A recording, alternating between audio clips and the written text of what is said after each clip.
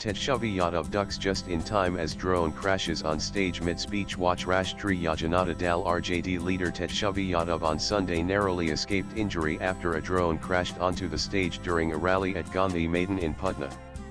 The incident took place while he was addressing the Wake Bakayo, Samvidhan Bakayo Samlan Save Wake, Save Constitution event. A video shared by news agency PTI showed the moment the drone approached the stage.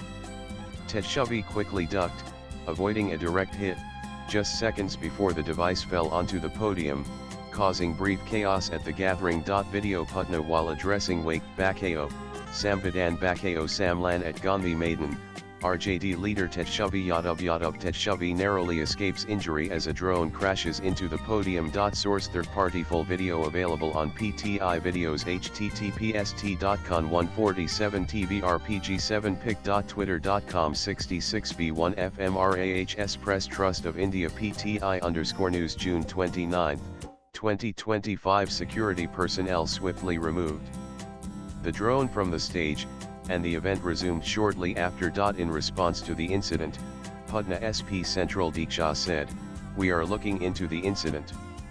It was a restricted area and such an object should not have landed there. The police team was busy managing the crowd when the rally was underway.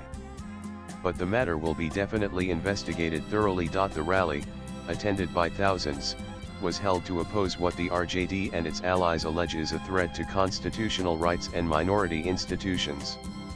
Tejashwi, who served as Bihar's deputy chief minister, accused the BJP of attempting to strip away the voting rights of the poor, Dalits, backward classes, tribals, and minority communities. The BJP will try to snatch the voting rights of the poor and backward by deleting their names from the voter list, he claimed during his speech. He urged the public to remain alert during the ongoing voter list revision process following a notice by the Election Commission aimed at preparing a revised list of 8 crore voters in just 25 days.